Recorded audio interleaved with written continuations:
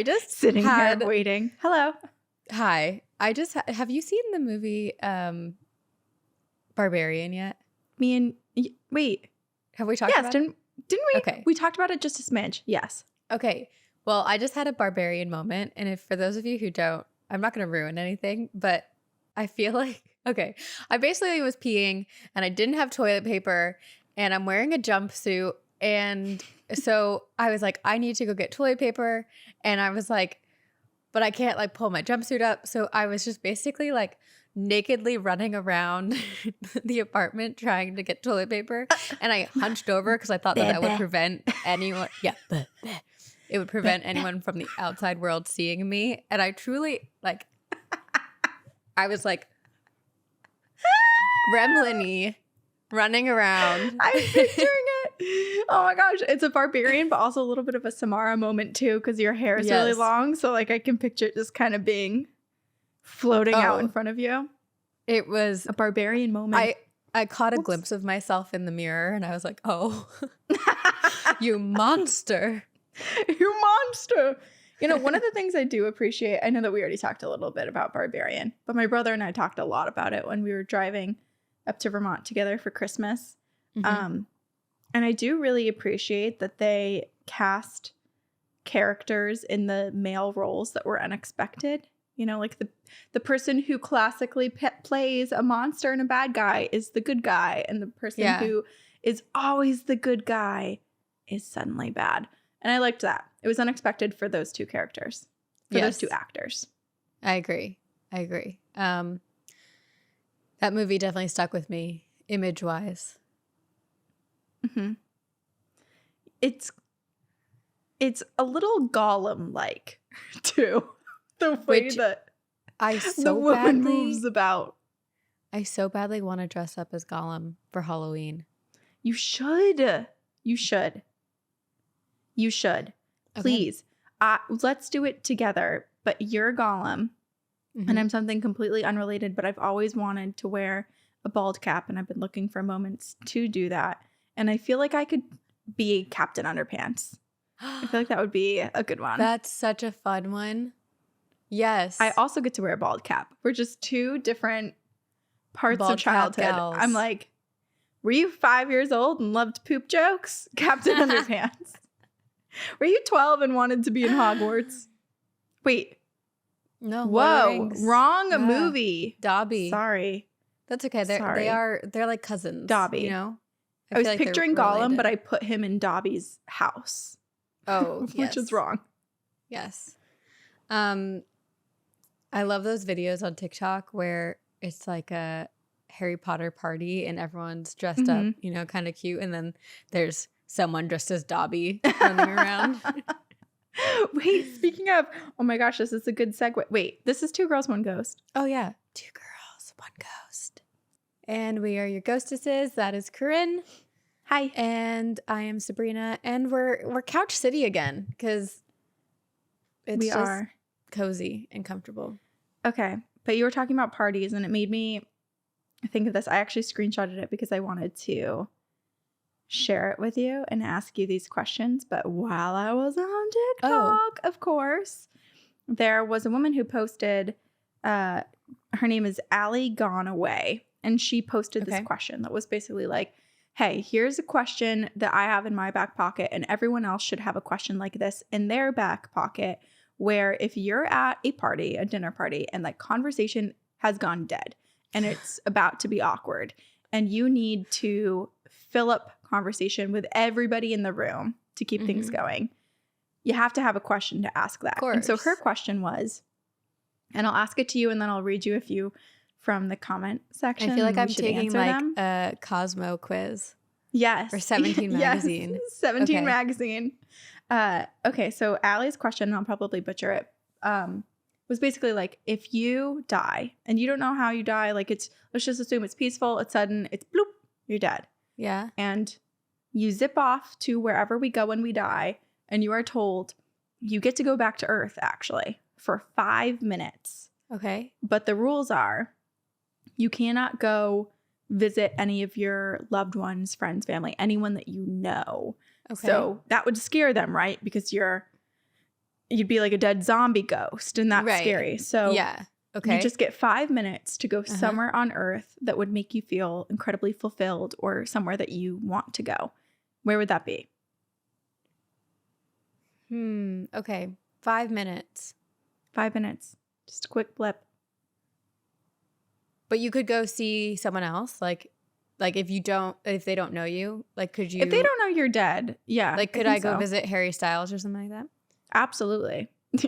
or Kesha? Get arrested. Like TMZ is like, crazed woman outside of the gates of Harry Styles' home, and your family's like, what? She's dead though.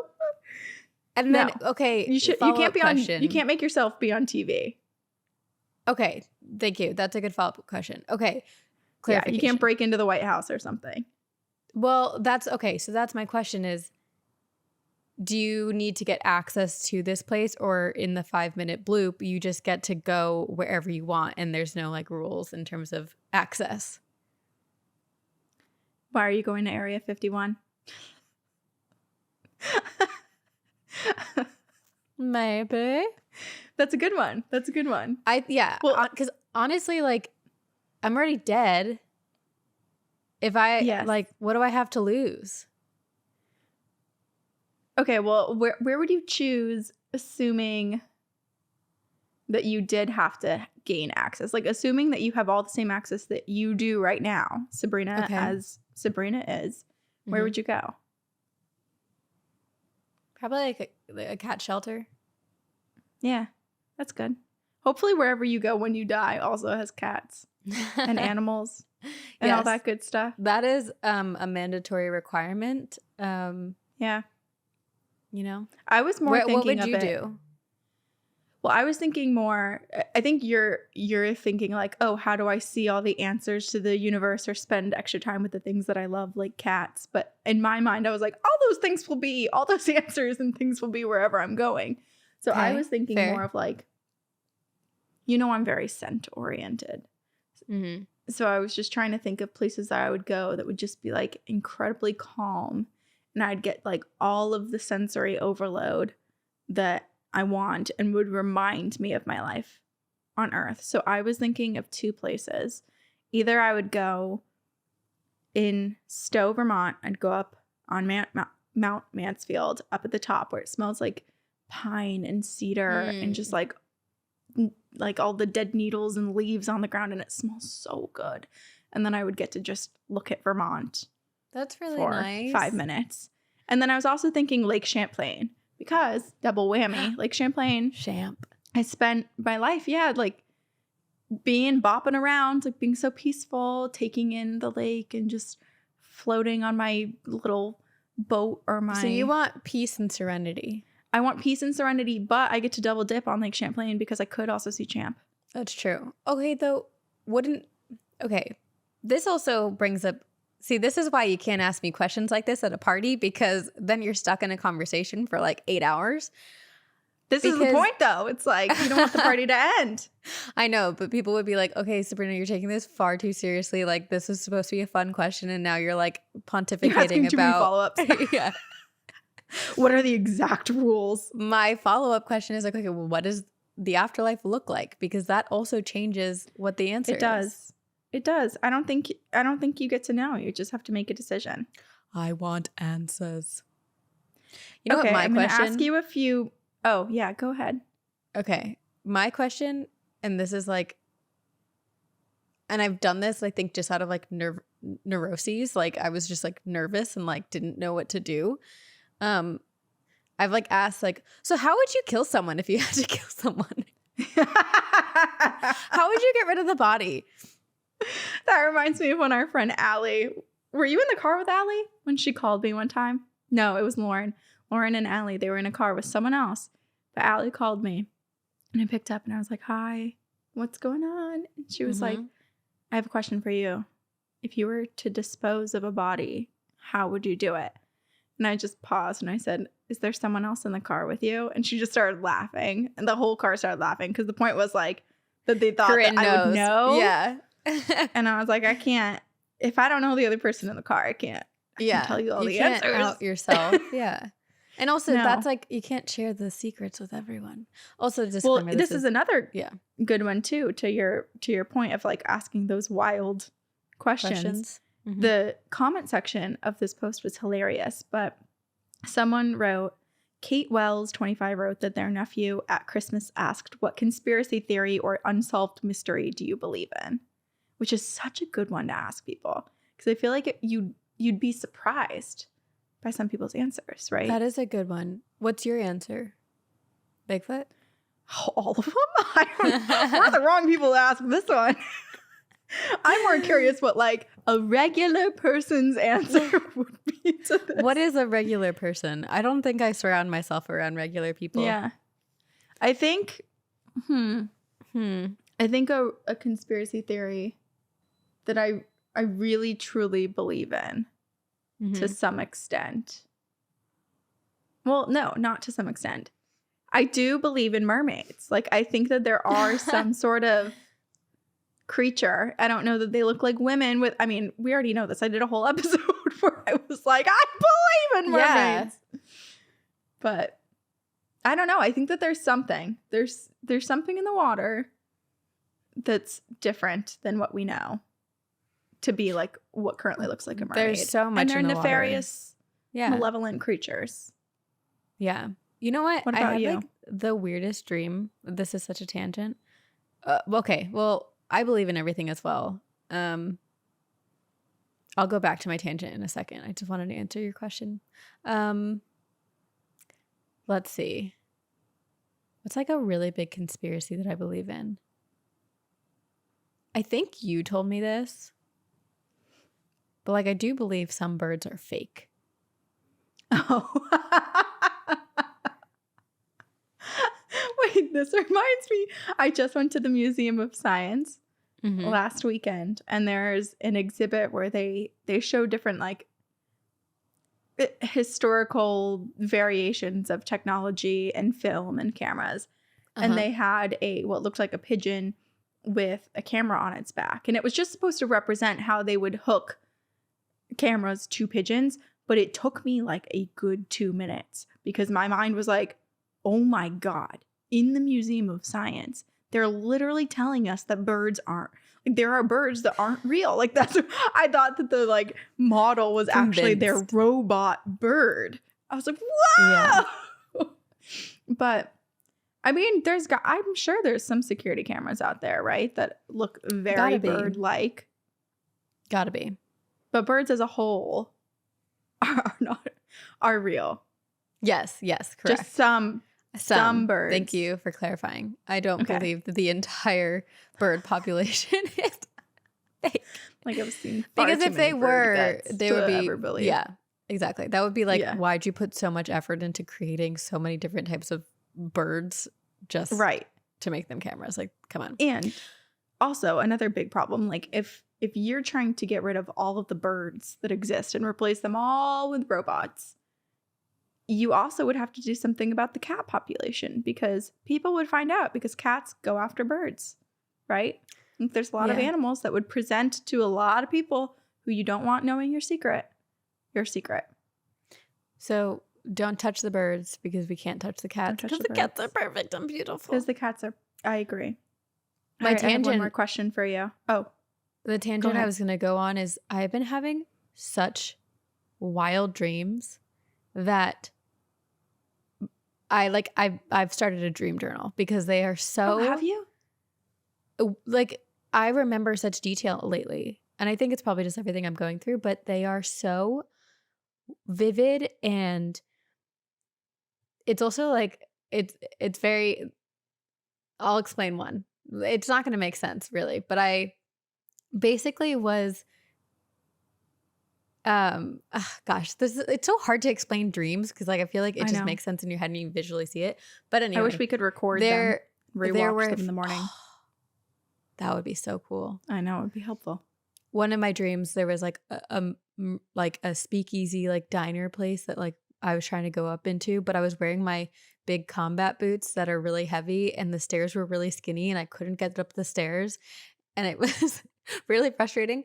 Finally, I get up the stairs, and we're like sitting down for dinner, and all of a sudden, like there's this like conspiracy of like the these like murders that are happening, and there's like a group of women who supposedly are committing them. And I go up to the Ooh. bathroom, and I'm in the bathroom, and a police officer like bursts in, and I'm in the stall, so I'm like kind of like no one sees me. And the police officer bursts in, and there are these two women, and he was like, "I know who you are," and they kill him. And I don't know, I end up like getting out, and I see these girls, and they're fairies. Like it's very much like sirens of like in Wednesday. And Whoa. I'm trying to This is like a sci-fi murder mystery. yes. And I'm trying to tell everyone that this table of women who's like sitting there are all the murderers, but they're like staring at me and giving me a look and like very much like, oh, we're gonna get away with this. Anyway, I believe in fairies is the tangent that I was going on. Oh, yeah. I believe in fairies too. I mean, that's an amazing dream, Sabrina. And part of me wanted to stop you while you were retelling it to say like, hey, you should just make this into a show. Like, don't tell everyone. Just keep it and write it. I feel like sometimes so many of our dreams give us all the best ideas. Anyway. Yes, that and things that you say, Corinne. No. Yes. My word vomit. Okay, Yeah. well, one last question for you, Sabrina, and maybe this will give you... Actually, no, 2 more questions. Okay. There's some good ones. And then we'll get to ghost stories. Yeah. All Out of Milk said, if you were going about your normal day, how many owls would you need to see before you thought something was wrong? 2. 2? Final Yeah. answer? Yeah. Yeah, I feel like 2 is good. I think I'd maybe need to see 3. I don't know. I haven't even had a day where I've seen 1, like unless I'm like out in the wilderness. So I think 2 would definitely, and especially, you know, we've heard of, and I don't want to say the word, but the entities that present as owls. Mm-hmm. I think I would, upon seeing the first owl, I would immediately go there. And then if I saw a second owl, I'm also picturing it like in Harry Potter when you go outside and like an owl's just like sitting on the top of your car. Like that, I'm picturing it being that close to me. Oh, yeah. I like the 4th kind where it's just in your windowsill staring at you before you get abducted. See, I would like that. The final question for you is, and this is Ariella but quarantined asked this. If you had to hide a giraffe from the government, where would you put it? Where would you put it? I want to hear your answer first. I don't know. I haven't thought of an answer to that. I'm just scrolling right now. If you had to hide a giraffe from the government, okay, well now I'm gonna get too nitty gritty about this, but I would not want to hide a giraffe. I want to go put it into the wild again. You have to play the game. You have to play the game, and it's not a dead body giraffe that you can just bury. Well, I don't want to do that either. Okay. I think I would hide it in my backyard, which I don't have. But in this scenario, I have a backyard, and I plant really tall trees. Where would you put it? And that's it? I don't know. I mean, my brain then just goes to put a giraffe in the bathtub, and I just like want to take a bath with a giraffe. And that feels like a children's book. Right. And if you hide it in a body of water, then people are going to think it's a lake monster, right? Because its head coming out is very serpent-like. Perhaps your idea could work if you put it in a secluded backyard with a lot of tall trees, and then you painted it in some sort of camouflage to make it look like the foliage that's around it. This is just reminding me when we were in South Africa, my favorite photos are the ones where there's a bunch of tall trees and all of a sudden there's just like a little like giraffe head sticking out of the top. The 2 little nubs, their little antenna. Yeah. What are those even for? Do you know? Did you learn? What are the nubs on the top of giraffes' heads Gus for? did tell us, and now I'm blanking. And I think the technical term is nubs. You are correct, because that is scientifically correct. Oh, God, love those nubby little giraffes. The little nubs. Well, This is going to become a nature podcast eventually. We'll get there. Yeah, I don't even know what this became. I mean, this kind of just became the quiz questionnaire episode. Yeah. Well, everyone think of what your question would be. Oh, this is good. And if you're on our YouTube or if you're looking on Instagram, we post and say, hello, this is our new episode. write down what your question would be. That's a good idea. I feel like we're going to find some really good ones. That helps everyone else have a list of questions. You won't even just have just one prepared. You'll have a whole bunch of questions ready to go. Yeah. Great. It's very helpful. That's a great idea. This is a good And community. I'm extroverted until I'm not. So it's helpful for me too. Introverted as hell. So yeah. I don't think that about you, Sabrina. Well, I think that you're an extroverted introvert. I think you're like me. Like you could talk and conversate with people and like be a life of a party for 90 minutes. And then maybe 60. Then it's like, 90's pushing never mind. Yeah. But I think I've seen it. I've seen it from you. That's why. Like 90 minutes is short. I feel like I've seen you go for longer. Yeah, well, then like I mentally black out and I have to sleep for 10 days. But I think what it has to do with more is how you recharge. And I get way more drained being around a bunch of people. Yeah, I agree with that. Yeah. So maybe we're a little suckers. Bit of extroverted introverts, social introverts. Yeah. I like people. Or it's like sometimes. If you have a Saturday free, what do? Do you reach out to people to hang out? Well, maybe this is just getting too much into anxiety and depression because now I'm like, in the summertime, yeah, I would. But then in the winter, I'm like, well, I'll just sit at home alone. So. Well, let's I just want to make note of where my brain is. When you said, let's just say it's a Saturday, I heard, let's just say it's a sad day.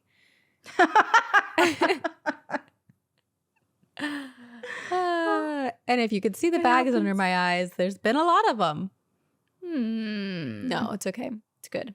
We're good. It's a year of change and growth. And yes. Okay. Into the research of the week. I do want to provide a content warning up front that this episode contains graphic content not suitable for some audiences. I do mention the description of child death in parts of this story. Okay. Alrighty. Okay. Emigrants of the Oregon Trail. We used to play the game when we were in middle school, but for a lot of people, that was real life and really scary and dusty and dirty and threatening to their lives. And there's a place on the Oregon Trail that these people called the Gate of Death. The terrain there is jagged. It's these big boulders. The trails are very winding and tight. So as they'd be going around, they'd have a lot of blind spots. They don't always know what they're going to come up into and have to defend themselves against, or are they going to drop off a cliff? You know, there's a lot of scary terrain in this area, and difficult terrain if you're thinking about how people would travel on these like wagons for thousands of miles, right? Yeah. It's with a place, like their entire life's like supplies. Everything. Like everything they and own. Like their kids. 12 family members. Yeah. Exactly. Yeah. Yes. And this was a place, the Gate of Death, that reminded them of just how alone and vulnerable they really were. Jeez. It is where danger lurks. This place is Massacre Rocks, and it is now known as Massacre Rocks State Park in Idaho. And there's an urban legend in this area, which is really what this episode is going to be about. And it's one that's equally tragic and frightening. It is the legend of water babies. We've mentioned water babies, or we've had a listener mention them once. Yeah. And I always get them confused with melon heads.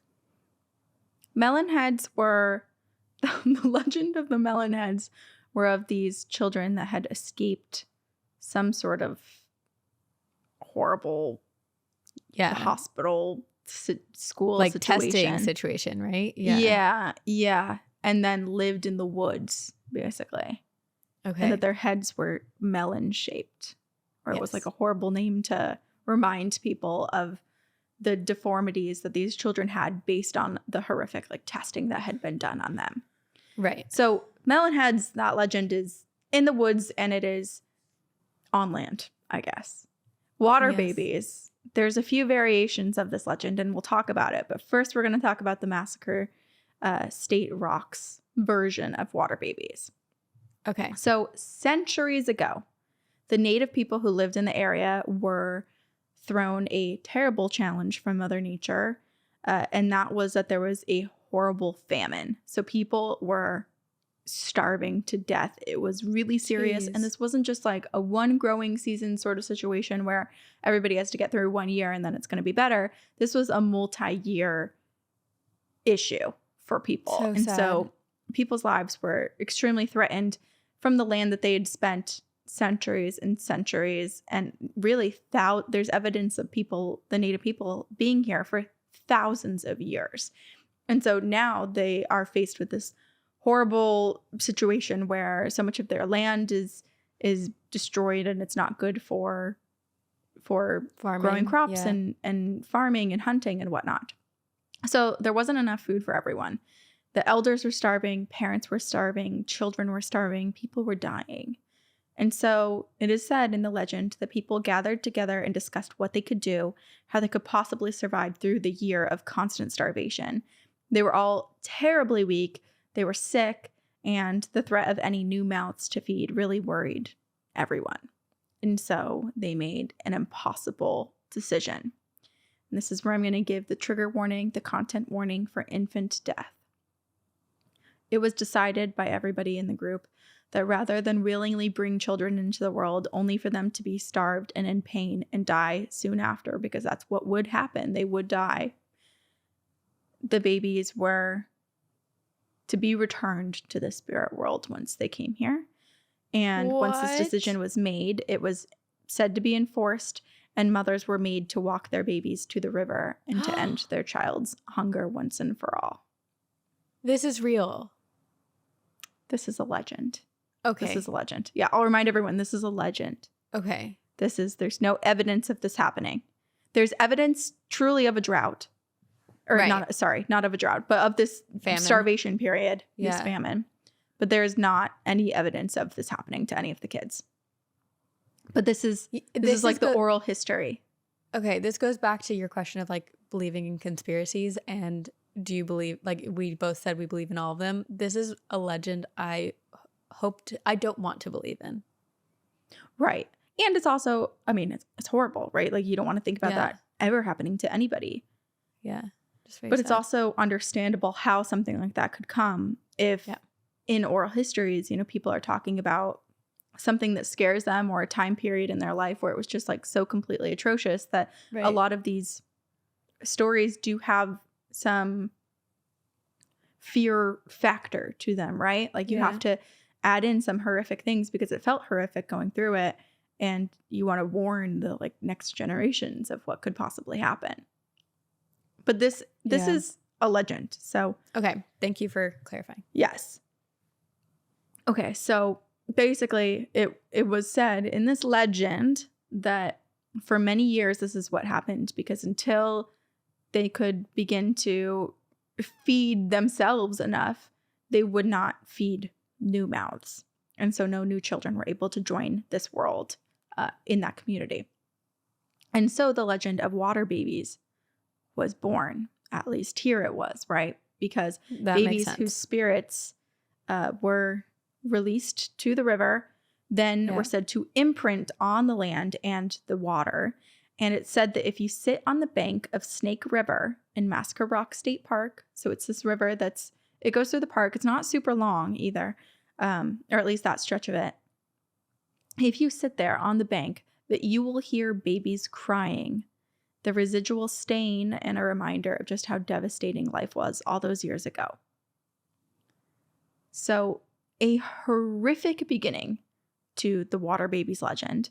But I will say, I put this at the top so that we could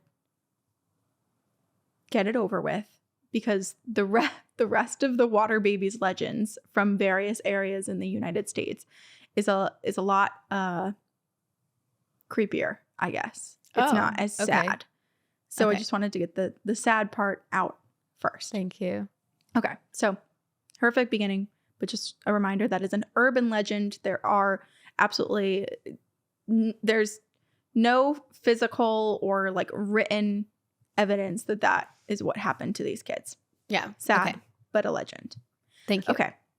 I also want to note that in this period that water babies were born, or they're said to have been born, this legend here at Massacre Rocks State Park, there was a period of several years where there was starvation and famine. In the 1800s, white settlers were hunting on, traveling on, and destroying Native people's land. So basically, the Oregon Trail was extremely destructive as well. Yeah. Like all of that migration to the West and really all of the Americas. But it really was affecting everybody. And so suddenly the land was not destroyed because of anything with seasonal changes or really Mother Nature. It was the people that were destroying this land and sending this group into a multi-year period of starvation. Yeah. This is why humans are the monsters, the real monsters. Oh my gosh. Again, when I was at the Museum of Science, there were certain exhibits that I was looking at, and I was literally like, oh my God, humans are such parasites. Like it was scary to see some of the changes. I think I was going through like the animal extinction exhibit, and I was just like, oh God, it's hard to look at. Yeah, it is. Okay. But to the Native people, to the Shoshone people, this led to years of hunger and struggle. And then in January of 1863, the U.S. Army massacred hundreds of Shoshone tribal members. Those who survived were relocated and lived many more years in famine and were exposed to new diseases. And this event was called the Bear River Massacre. Can I make a note real quick? Mm-hmm. You did this whole like little like preamble of I got the sad stuff over with in the beginning and dove directly into more tragedy. Sorry, more tragedy. I should have said that 2 paragraphs from where I said it. Yeah. So, I'm very sorry. I'm very sorry. We're gonna, you know what? I have like 5 more paragraphs actually that's gonna be sad, and then we're gonna get into some creepier stuff. But yeah, I mean, like, it's just even more backstory of like, that's what actually happened in this area. So you can see why all of these legends and oral histories became, because obviously it's tragic and it's scary. And there was a lot of people that died. We can presume a lot of babies that were extremely sick too, right? And like children, young children getting these diseases that they'd never been exposed to before and passing away. So it's awful. And obviously the U.S. involvement was crazy. And I just want to say, I want to also go on another like side tangent that when I was writing down the dates, like, okay, 1863, that's when the Bear River Massacre happened, where all of these people were murdered by the U.S. Army.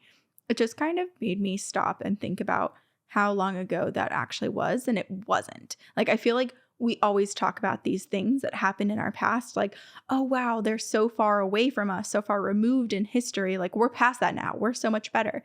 And that was, I mean, when this happened, that's like, what? That's like our grandma's grandma was probably alive at that point. Right. Yeah.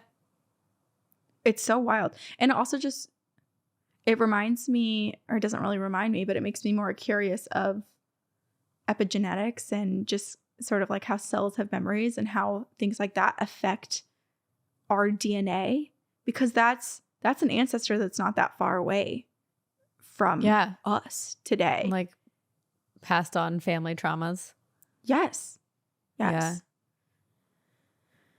I mean, we've talked about this stuff so much, and so much of our podcast too are things that we're like, oh, this happened 150 years ago, but like generationally, that's not that long ago. And so and it just feels disconnected from us because our lives relative to that have been much shorter.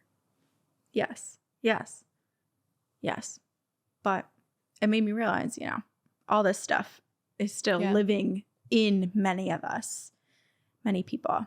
Okay, but tangent aside, there is another version of this urban legend from the same area, so from Snake River and Massacre Rock State Park, that says that this didn't actually happen to the Shoshone people. So obviously the starvation and famine, that's accurate. But urban legend wise, it's saying that there were no babies brought to the river, but rather this happened to a group of white settlers on the Oregon Trail.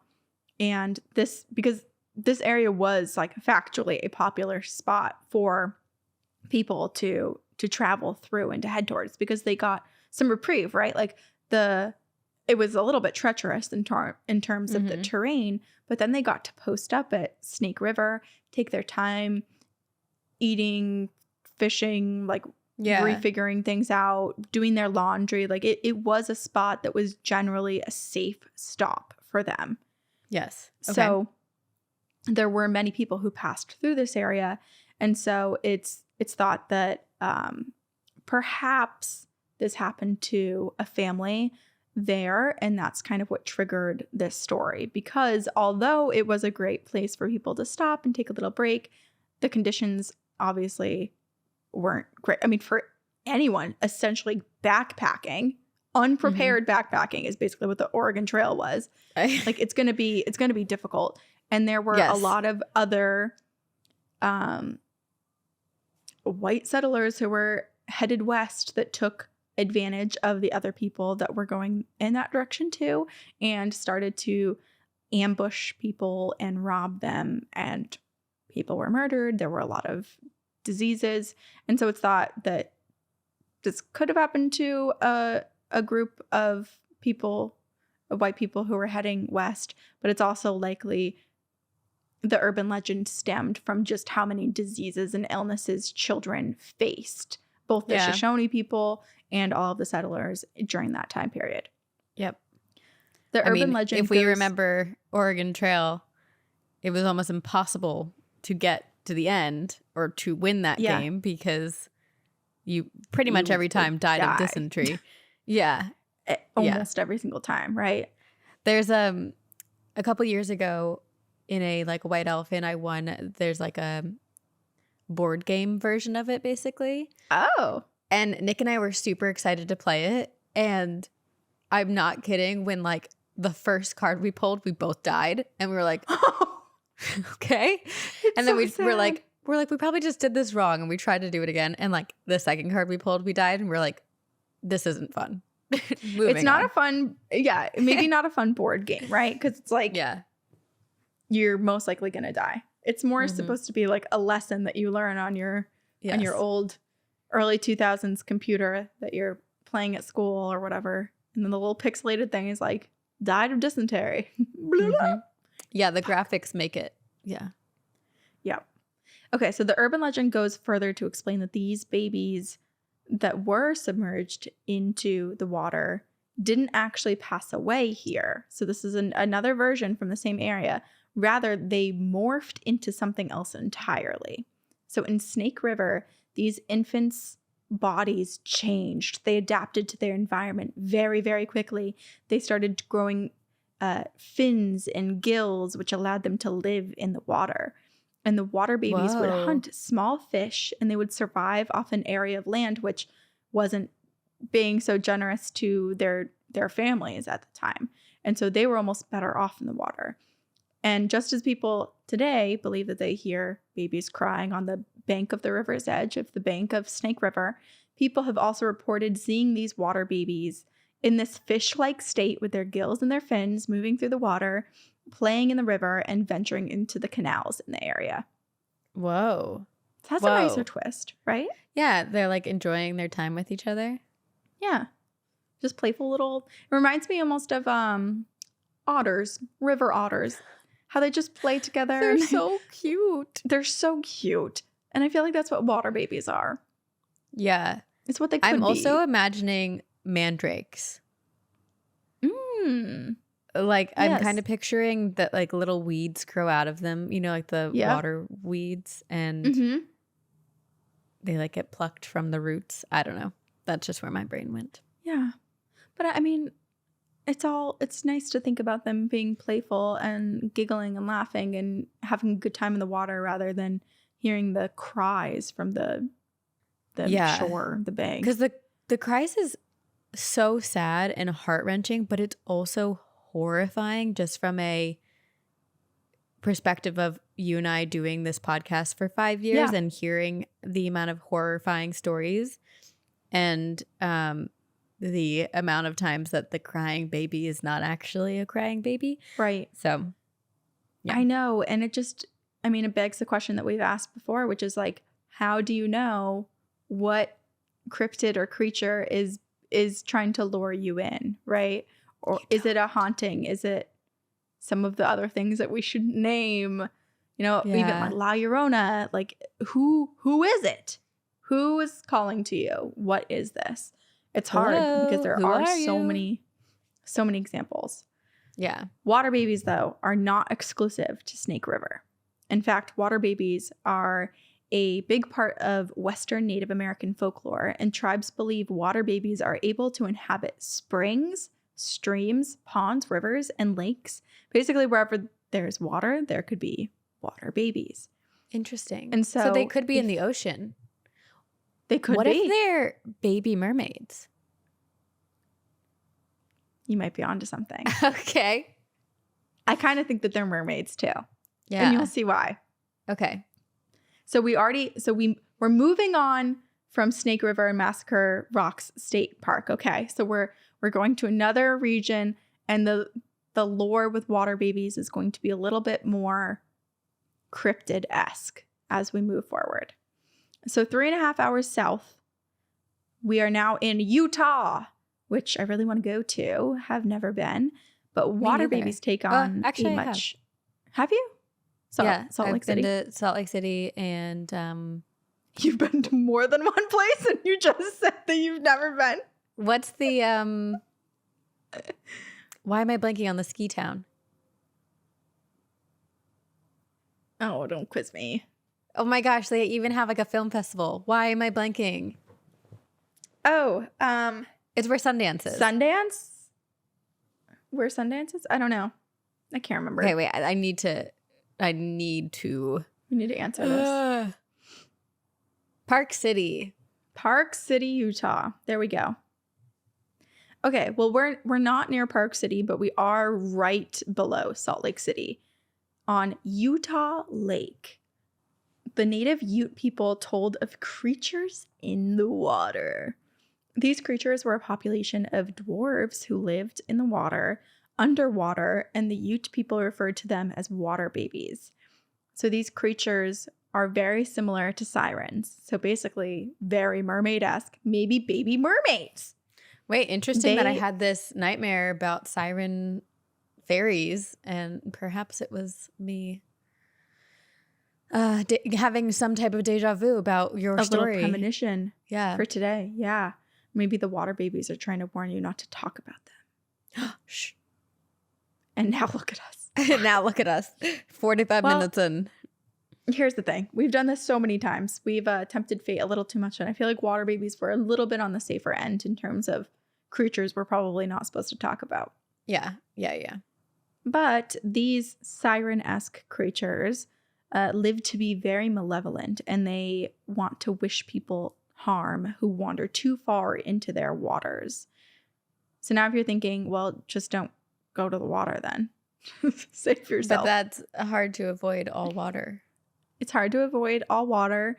And also, I have news for you. These creatures, just like mermaids, just like the siren call, they have a call of their own, and it is the sound of a crying baby. What better way to get someone to the water's edge and looking than to be looking for a baby? Yeah. So people do venture a little too far, hearing the cries of unseen infants, and people rush to the shore, walk into the water, wade out in the middle, searching for the source of the sound, searching to save a baby. It's just so sad because it's like these people are being good Samaritans and trying to help, only to be manipulated and lured into I don't know what happens, but sounds like a dangerous situation. Yeah. And it's reminding me a little bit of Oh gosh, what's that show where they go back in time in the Rock in Ireland? Dark. No. Oh, Outlander. Outlander. Remember when she finds the baby in the woods? Mhm. Do you remember that scene? And the baby, unfortunately, it's Yes. crying, and she gets there a little too late to save it because the people Yes. thought that it was like the troll or whatever had planted its own baby for them to take care of. And it is just Right. so sad, but it's like, yeah, this stuff is all baby cries. It's a tough thing because everything in your body says go help the baby, and almost every time you should go help the baby. Yeah. But in lore like this, if you did that, it was a mistake. Yeah, we're not So- saying don't help the babies. That we should Please clarify. help the Please babies. help the babies. Please help the babies, but also bring a friend too, right? Just to Yeah. be as safe as possible. So hearing the cries of these unseen infants, people do wander into the water. And then, unfortunately, for many people, they are caught by something. Caught by what is called a water baby. This nefarious water being who grabs hold of them and drags them down into the depth of the water to their death. You know what I kind of like about that is that it's like reverse fishing. We as humans fish and kill creatures in the water. And I like that these water babies are like, we're going to just change the narrative real quick and give you a taste of your own medicine. They hunt us. Mm-hmm. And then the bait Hunters is be baby's hunted. cries, right? Like they don't need to string a little worm onto a hook for us. They just need to mimic a baby's cries. Mm-hmm. You're onto something. Okay. So there's one more body of water in the United States that also has creatures that locals refer to as water babies. In Nevada, Pyramid Lake, it has been known to swallow men whole. So for years, there have been fishermen that have just simply vanished while fishing out on the lake. And I did look up disappearances and deaths on Pyramid Lake. And this this place has got to be dangerous because there are so many articles. Because I was thinking, I went into the research being like, oh, I'm going to get a solid answer of like 15 people have gone missing since 2005. No, there's just so many articles of police need help searching for a missing woman, searching for a missing man, searching for, like, there's so many people who capsize in their boats. I was going to ask, is it like a leisure lake or is it like, because you said fishermen, so is it, because I feel like lakes in general are really dangerous. There's a lot of boating accidents, a lot of things like that. But it sounds like it's the later. It's a little bit of a leisure lake. Yeah. Like, I mean, they have all of the normal lake activities in the summer. And then in the winter, when it's too cold to go into the water, it's mostly fishermen that are out there. It's mostly used for fishing. But people vanish on the lake, and sometimes people are recovered, but a lot of the times bodies are not recovered. And so I was just curious. I was like, okay, well, how are bodies not recovered? Like, what could happen for a body to not be recovered? Because most bodies float, right? So I did a little bit of research, and the reason that human bodies do float is because of bacteria. So when someone drowns or dies underwater, their lungs fill up with water, so it replaces all of the air in our lungs. And the bacteria in our guts and in our chest cavity will then produce gases. So like we've sunk with the water filling up our lungs. And then all the bacteria, if it's at the right temperature, will grow and produce these gases and carbon dioxide, methane, hydrogen sulfide, which will essentially expand our bodies, make us like a little balloon, and float us up to the surface. That which is why so interesting. Isn't it? Yeah. Because people sink, and then it was like, well, what made them resurface? And it's literally bacteria.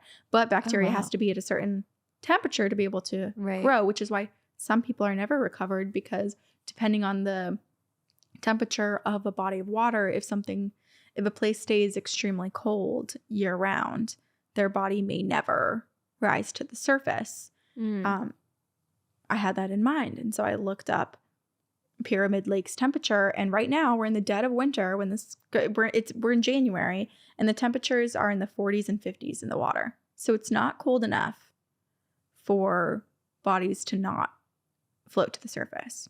Okay.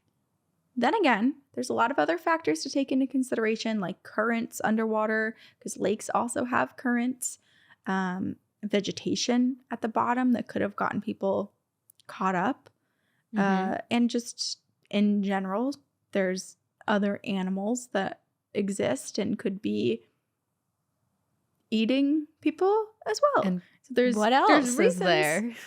reasons for people to not resurface, but probably the biggest reason is because of water babies. Of course. Water babies. I do want to just put it a note that if you plan to go to this lake, it is strongly, strongly advised by officials to wear life jackets and to be cautious, because there just really are a lot of accidents on this lake. But it is said that the reason that so many people go missing and never resurface is because water babies are present, and they are the ones to blame. They are angry spirits in Pyramid Lake of sick babies who were brought to the water. Their lives ended. And now for centuries, these water babies have been plucking people from above, bringing them down into the depths of the dark lake, never to resurface. Plucking people from above. Plucking them. There's another variation of Pyramid Lake water babies that states something entirely different. This version of the legend is that there was a native Paiute man. So the Paiute people are the Native American group that lives, still lives in the Pyramid Lake area. And so there was a Paiute man at Pyramid Lake, and he happened upon the most beautiful woman he had ever laid eyes on. My God, she was striking, and she happened to be laying out right by the water's edge. So he looks at her, and he kind of, checks her out, goes from the top down to the bottom. See what you're working with.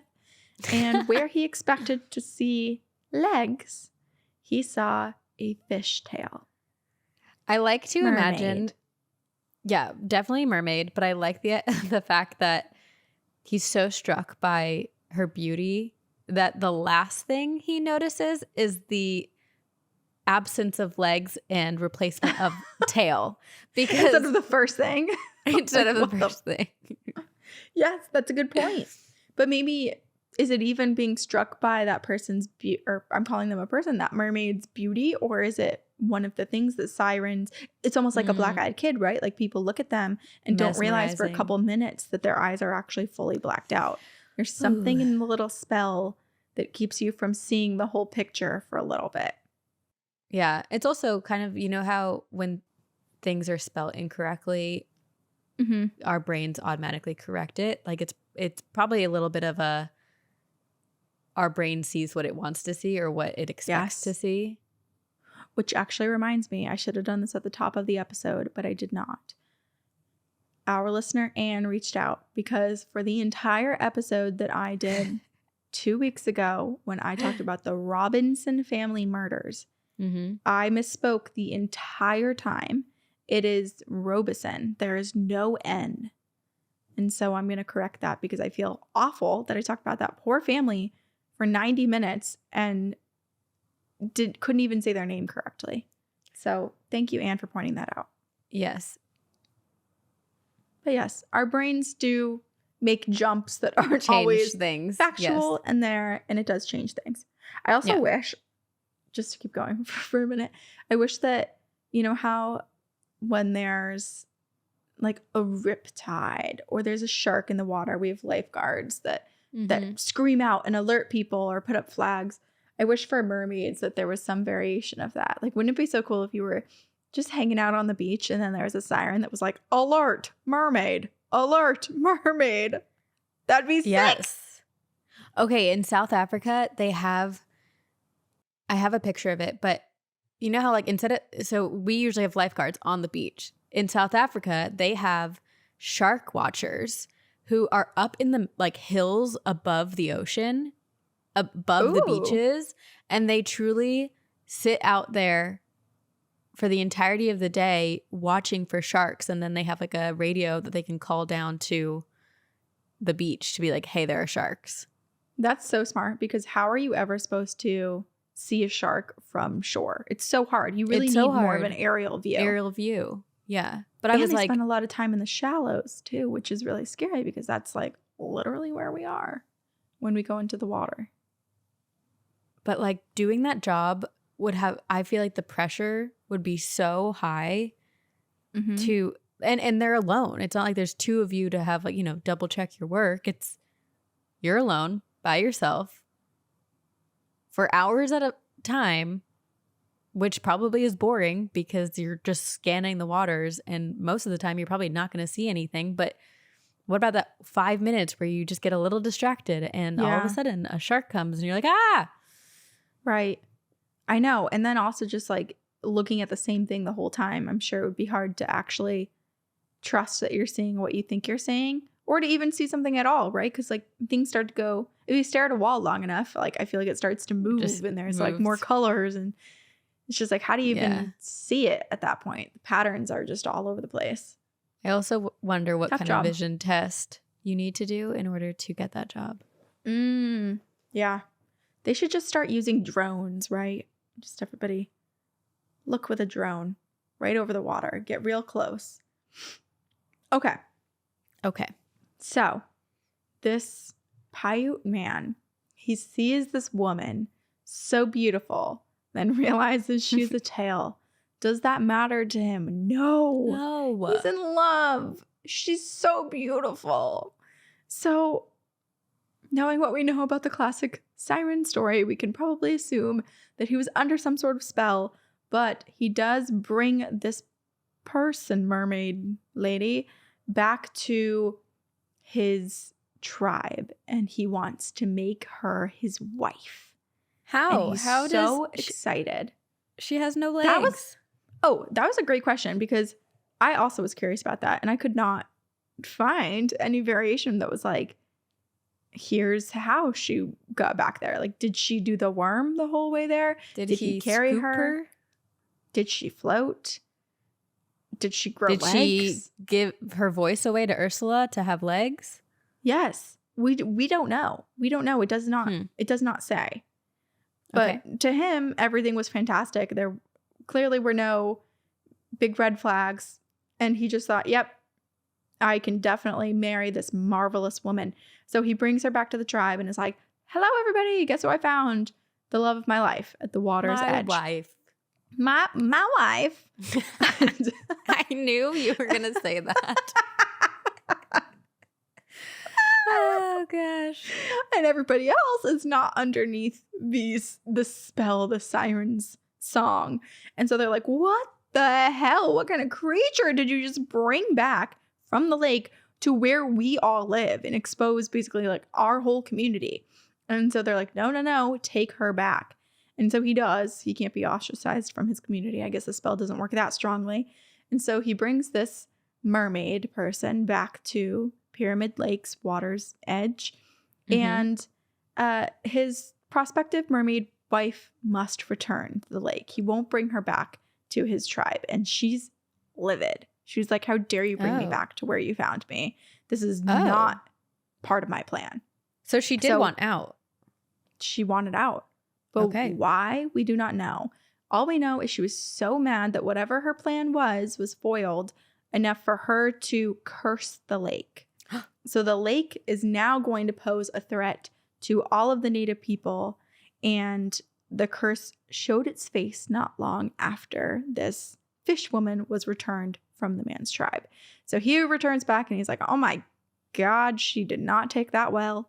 And it was cursed, and they know it to be cursed because not long after, a baby was possessed. Oh. But not by Oh. just a typical old demon that we know of. This baby was possessed by a water spirit that morphed into a snake. And this baby, now a snake, lunged at its own mother, latching its fangs onto her skin and refusing to let go. And then in a last-ditch effort to save this woman, because everybody could not detach this woman from her snake baby, the local healer in the group came and was like, demon, I will make a deal with you. And so he basically proposed to this snake baby water spirit that if it lets go of this poor woman, then they would agree that Pyramid Lake was theirs. The demon could take it. The spirit could take it. Pyramid Lake belongs to them. And according to legend, the demon accepted and the lake still is very much theirs. Wow. Some Deal with say- a demon. Deal with a demon.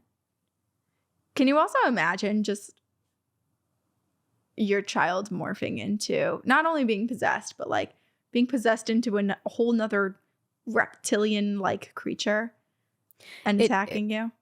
It reminds me of like Greek gods and goddesses, like a bit of the Yes. Hercules story where he Totally. attacked, the snakes were put into his bed. Yeah, I cannot imagine. Actually, I imagine that that's something my brain would create in my dreams, but I can't imagine having that happen in real life. Right. Well, and now it's kind of making me think, like we brought up Lake Champlain and Champ earlier. And so, I mean, I totally believe in Champ, and I totally believe that there are these species of creatures. I don't believe them to be cryptids, but just like actual animals that are undiscovered. But this is making me wonder if, like, what if there are just these water spirit creatures that do appear as snakes sometimes and take on that shape, and that's sometimes what people are seeing in the water. And then we think that there's a big monster in the water, but really it's just how this entity is choosing to present itself at the moment. Yeah, I mean, that's the scary thing about dark entities is they historically have the ability to show up as anything. Mm-hmm. Which I'm kind of jealous of. Like, I want to be a shapeshifter. And I also want to be able, not that I want to curse people necessarily, but I want to have the ability to just curse people. Like that seems cool. You just want to be powerful. You want to feel so protected that it doesn't matter what someone does to you. You're like, you better watch yourself because I can do shit to you way worse. Yeah, way I worse. guess I just want to be a witch. So yeah. Ah, what a dream. We could be. We just need to unlock our power. Let's do it. Some will say that these Pyramid Lake water baby legends have been around for centuries. Others say that this legend is new. It's just an urban legend that came basically with the internet, like so many others. But also I'm like, I think that this is probably some oral history that's been passed down for a long, long time by the many, many native tribes in the Western United States. So it's not new. Some people think it is.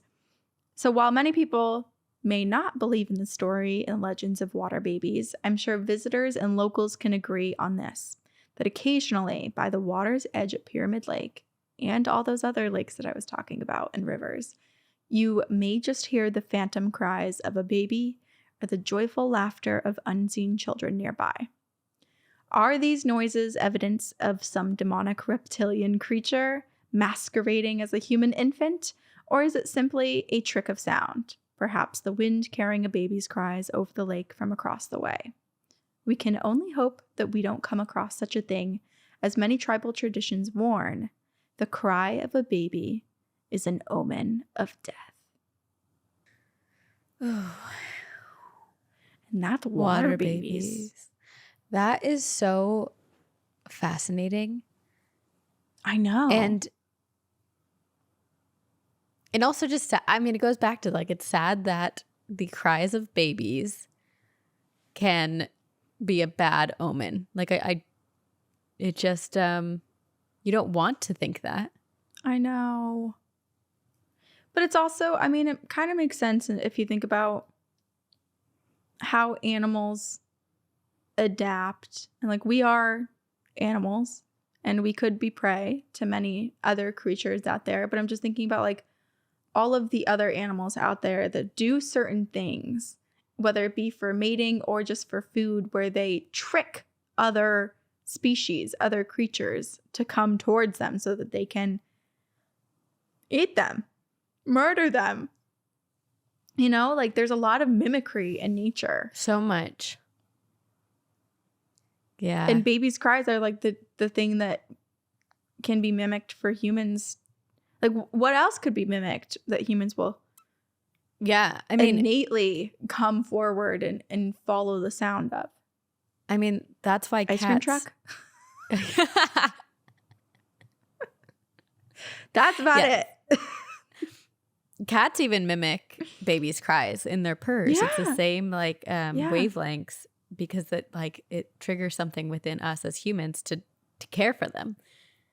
Also on the ice cream truck, I think during our childhood, ice cream trucks and the ice cream man started to get a really bad rep that I Mm-hmm. was terrified of the ice cream truck. Oh, you were? I had some pure joy about it for a period of time, and then it turned into, and it wasn't just the ice cream truck. Anytime a car drove past my home, I hid behind bushes. You know, I feel like a lot of this is the fault of our parents. Stranger danger. Because some parents, and I think my mom did too, went a little too hard on stranger danger at points where it really does traumatize you. It's like you want your kids to be safe by warning them against the dangers, but each child is different and how they perceive the warning is going to be different. And you can't always, like, you might just think that you're innocently being like, hey, the person that drives by in a car doesn't necessarily live in our neighborhood, so you have to be on high alert still, and like, don't go up to people's cars, we don't know them. And then to a child, they might be like, oh my God, there's murderers driving down the street. Like, you never know how kids are going to take it in. I remember there was but that does scare you, yeah. A Berenstain Bears book about stranger danger.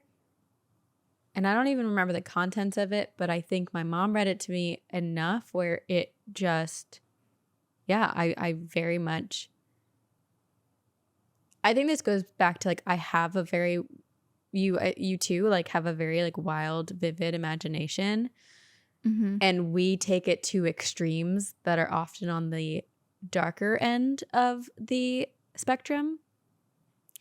So I often, as a young kid, dreamt of being kidnapped, of being stolen from my bed, of being murdered, and a young kid should not have to imagine those things. Yeah, I had the same thing happen, and then as soon as I flew the coop, as soon as I moved out of my parents' house, because what my mom did, she bought me the book, The Gift of Fear, which was just another reminder of like, dangers out there. Trust your instincts. Don't be ignoring anything. Yeah. Yeah. Hey, they kept us alive. It did. So far. We've made it this far. Yep. That's good. Now we get to be here and tell stories.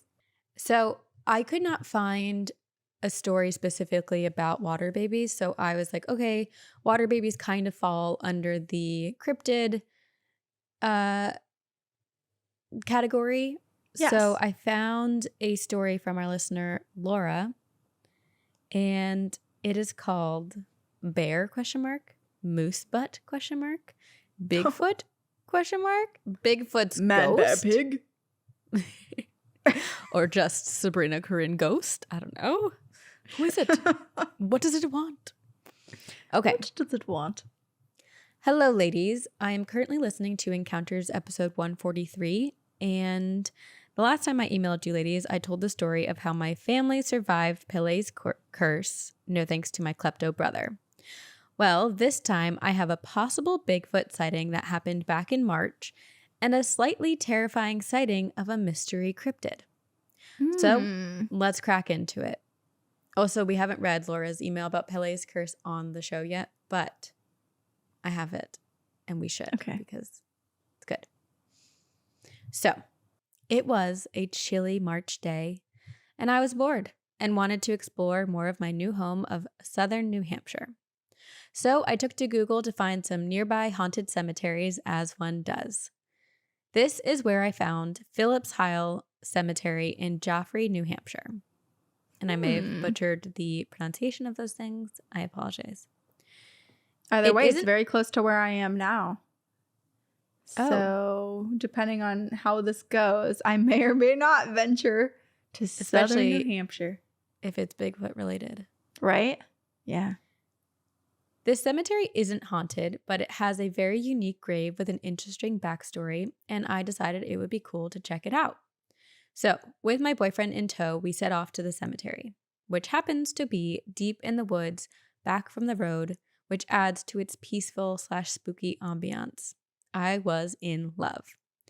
So, naturally, I whipped out my phone and started filming videos for TikTok. As my boyfriend and I were wandering through the graveyard, he suddenly stopped and whispered, "Do you see that?" "See what?" I asked, straining my eyes to see what he was pointing to in the distance. And after a few seconds, I finally saw it. A very large, brown blob moving about a football field's length away. Naturally, I jumped to the only logical conclusion of what I was seeing. Bigfoot. "It's Bigfoot," I announced. My boyfriend scoffed at me and responded, "No, it's probably the back end of a moose or a bear." Now, I have seen a moose butt before, and that blob was way too tall and slightly too thin to be a moose butt. And I don't think a bear can stand on its hind legs for that long or be that tall while doing so. So, we made our way towards this mysterious blob. Oh, no. An investigator. Yes, Laura, but this is what you and I would do too. So I know. Well, because it's still far enough away, right? Like, it's not like it's Right. 5 feet away and you're inching even closer. It still feels like you could make it out of the danger zone. And you just need, I don't know, if you're questioning is it Bigfoot, you want a little bit of a closer look. Mm-hmm. And just as quickly as we saw it, it vanished. If it was any animal, a moose or a bear, we would have heard it running away. And if it was Bigfoot, we would still hear him running away, right? So maybe it was Bigfoot's ghost? Or Bigfoot, like you've said, Corinne, is an interdimensional being and can zip, zap, zoop through timelines and dimensions. Okay. Keeping on the cryptid train, I have one more slightly unsettling story for you about the time I saw it. Now, I say it because to this day, almost 10 years later, I still have no idea what I saw. In my town in Pennsylvania, which I grew up, there used to be a poorhouse. And with this poorhouse, they had a potter's field, a plot of land with many unmarked graves that was used to bury the residents of the poorhouse when they died. A not so fun fact is they found 2 murder victims from a cold case buried there when I was in high school. But I digress. The poorhouse is no longer standing, and all that is left is the potter's field. You would have no idea that there were bodies buried there if it wasn't for the cast iron sign that says Potter's Field, placed in the middle of the field as a type of memorial. In order to get to my childhood home, you have to drive down the road with the field. Well, one night when my parents were driving me home from wherever we were passing the field when I saw it. Imagine Professor Lupin in wolf form, but more humanoid and less wolf, and a pitch shadow blacker than the night with glowing eyes.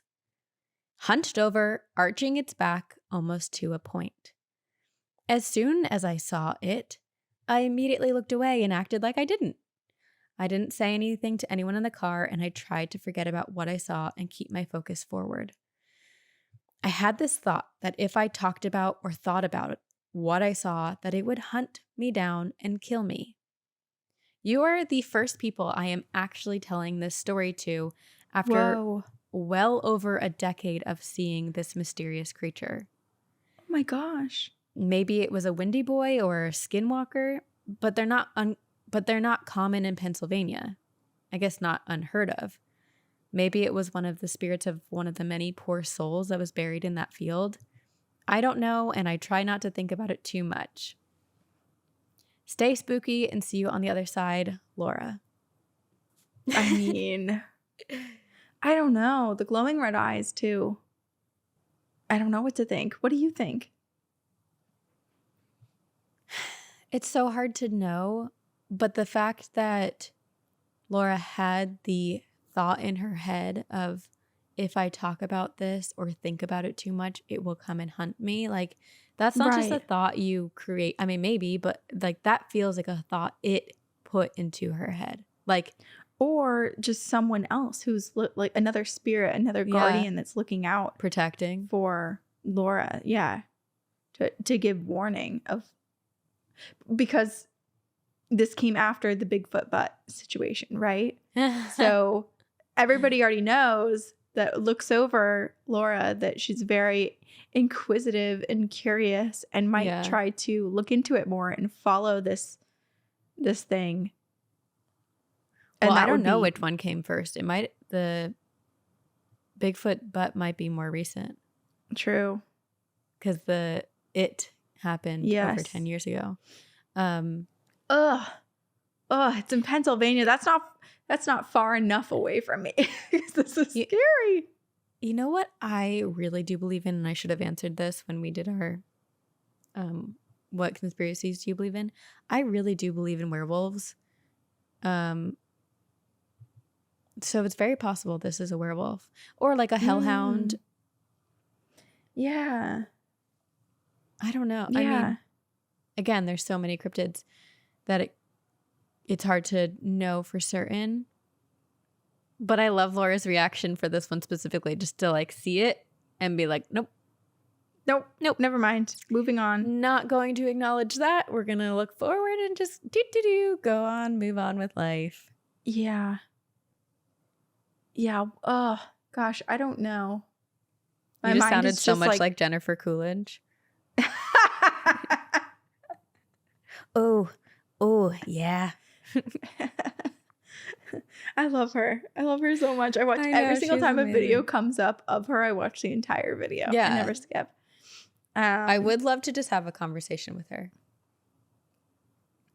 I just want to know what she's truly like. Yeah. Is she always just like doing characters and like that's her personality? Like she's in a character or doing this or that. Like what is she like when like there's absolutely no one around her? How does she answer the phone to her mom? To her best friend? You know, like how did she or how does she talk to people like that?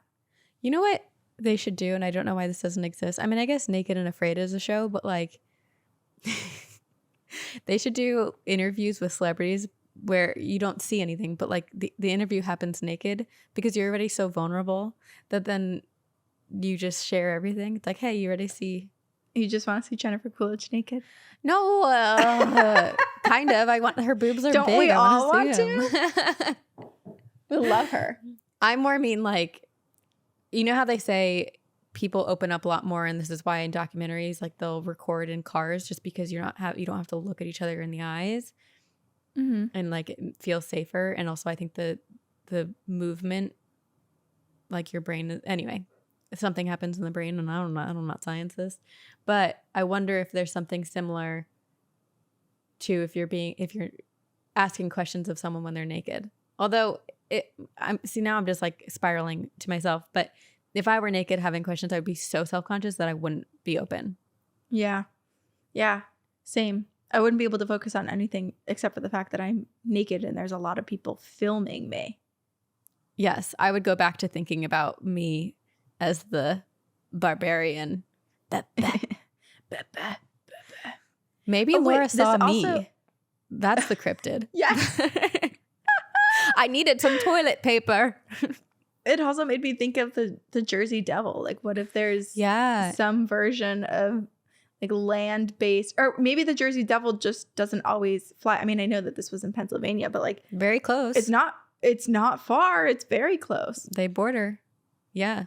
So what if there are just this like variation of this creature that's just kind of like also sometimes walking on land, and he just took a vacation to Pennsylvania. Yeah. He's like, I needed to get out of Jersey. In Pennsylvania. Yeah. Needed to go get some chocolate at Hershey Park. I don't know. I don't know either. I'm curious if I feel like this is one of those stories that now that we've read it, we're going to get emails from other people that are like, holy shit, I've seen the same thing and I've never told anyone. I feel like that's what happens with stuff like this. You know what it reminds me of? There was a story we read from a listener, or maybe it was on Campfire Stories. I don't remember specifically, but where there was like an entity jumping like roof to roof. Ed told us that story on Campfire Stories. He looked Yeah. up. Wait, right? I think so. He saw like this crouching. Yeah, like almost Well, I like don't know if it was roof to gargoyle-y. roof, but yeah, the gargoyle like crouching on. Yes, Yeah. yes, yes. Okay, I'm pretty sure that was Ed on Campfire Stories. Good memory. Wow. I think it just it's one that struck stuck me out. so Yeah. much that it was like a gargoyle jumping on Can't the roof forget. that yeah. Yeah. So I don't know. There's just a lot in the Curious. world that is mysterious and unknown to us. And that is why you and I are embarking upon this adventure and journey of seeking out the unknown, Yes. but not inviting it into our homes. No. But are very curious to hear if you've ever sought out and invited it into your homes. Or not invited, but accidentally opened up a portal, or, you know, maybe perhaps it just came into your life, unfortunately. Yes. And that's the whole reason we have an email. And it is 2girls1ghostpodcast@gmail.com. So please email us. Please do. And there's a variety of ways to support us. You can join us on Patreon. We do live streams every month. We have bonus merch. We send out stickers. What else? We do so many things on there. Bonus episodes, ad-free episodes. Yes, it's a joyous time. You can also follow us on social media, TikTok, Instagram. You can buy merch, all those things. All those things.